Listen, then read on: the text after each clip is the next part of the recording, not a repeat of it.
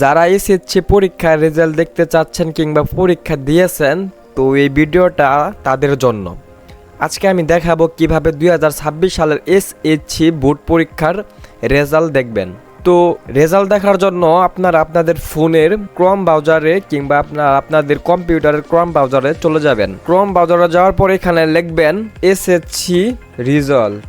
এই যে SSC result, তো এসএসসি রেজাল্ট লেখার পরে এই যে দেখতে পাচ্ছেন যে এডুকেশন বোর্ড নামে একটি ওয়েবসাইট এসেছে। তো এডুকেশন বোর্ড রেজাল্ট ক্লিক করে দিবেন। তো এই ওয়েবসাইটে আসার পরে আপনারা দেখতে পারবেন যে এটা একটি সরকারি ওয়েবসাইট, ঠিক আছে। তো তারপর আপনারা এখান থেকে নেম অফ বোর্ড এটা সিলেক্ট করে দিবেন। তো এটা আমার যেহেতু ঢাকা, তার জন্য আমি এটা ঢাকা সিলেক্ট করে দিচ্ছি। আপনারা আপনাদের বিভাগটা এখানে সিলেক্ট করে দিবেন। তো আমি যেহেতু ঢাকা থেকে পরীক্ষা দিছি কিংবা আমার যার রেজাল্টের রুল নাম্বার দিয়ে আমি এটা দেখতে চাচ্ছি, তো সেহেতু সে ঢাকা থেকে পরীক্ষা দিয়েছে, ঢাকা বোর্ড থেকে। তো তার জন্য আমি এখানে ঢাকা বোর্ড সিলেক্ট করে দিব। তো তারপরে দেখতে পাচ্ছেন যে নেম অফ এক্সামিনেশন এখানে সিলেক্ট করে দিবেন। যারা এসএসসি দিয়েছেন এসএসসি দাখিল, তো এইটা সিলেক্ট করে দিবেন। তো তারপরে আপনারা এখানে দেখতে পাচ্ছেন যে ইওর এক্সামিনেশন, ঠিক আছে।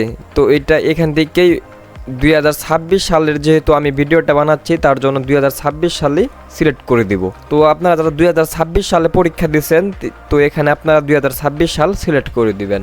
তারপর দেখতে পাচ্ছেন যে এখানে লেখা আছে টাইপ অফ রেজাল্ট। তো এখান থেকে আমরা ইন্ডিভিজুয়াল এটা সিলেক্ট করে দিব, ঠিক আছে, 2 নাম্বারটা।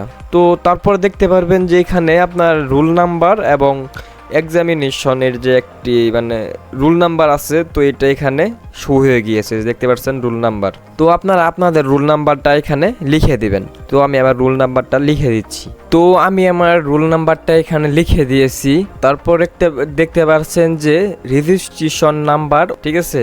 তো আপনারা এখানে আপনাদের রেজিস্ট্রেশন নাম্বারটি লিখে দেবেন। তো আমি আমার রেজিস্ট্রেশন নাম্বারটি লিখে দিচ্ছি। তো আমি আমার রেজিস্ট্রেশন নাম্বারটা কিন্তু অলরেডি লিখে দিয়েছি। তো তারপরে আপনাদেরকে এখানে লেখা আছে রোবট প্রিভেনশন টেকনিক ইউ। তো এরকম একটি আপনাদেরকে কোনো একটা কিছু যোগ করতে বলবে, যোগ করতে বলবে বলতে আপনি যে রোবট না, তো সেটি যাচাই বাছাই করার জন্য এখানে আপনাদেরকে রোবট পারমিশন দিবে। তো এইটা আপনারা এখানে দেখে এই জায়গায় লিখে দিবেন, ঠিক আছে। তো এখানে দেওয়া আছে 5575। তো আপনার একটু কষ্ট করে এটা দেখে নেবেন। তো তারপরে এখানে যে সব কিছু সিলেক্ট করার পরে আপনারা এই যে ভিউ রেজাল্ট নামে যে একটি অপশন দেখতে পাচ্ছেন, ভিউ রেজাল্ট, তো এইখানে আপনারা ক্লিক করে দিবেন। তো দেখতে পাচ্ছেন যে এখানে কিন্তু লেখা আছে যে message from server result of SSC or equivalent exam for your 2026 and board Dhaka is not publish.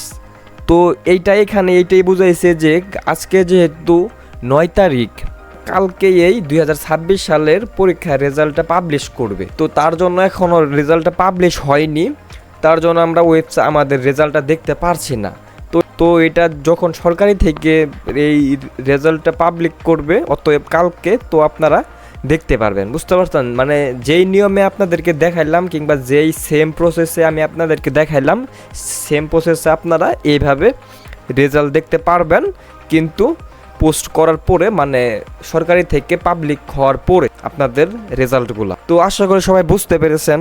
তো ভিডিওটি যদি আপনার উপকারী মনে হয় তাহলে চ্যানেলটি সাবস্ক্রাইব করে দেবেন আর একটি লাইক করে দিবেন। আমি আপনাদেরকে আবার বলতেছি, তো এটা দেখা গেল না কিসের জন্য, কারণ এখনও 2026 সালের যে রেজাল্ট এটা পাবলিক হয়নি, বুঝতে পারছেন। তো যখন সরকারি থেকে এটা পাবলিক করে দিবে, তো আপনারা এই সেম প্রসেসে আপনারা রেজাল্ট দেখতে পারবেন, ঠিক আছে। তো 2026 সালের শিক্ষার্থীদের জন্য শুভকামনা রইল। ভালো থাকবেন, সুস্থ থাকবেন, আল্লাহ হাফেজ।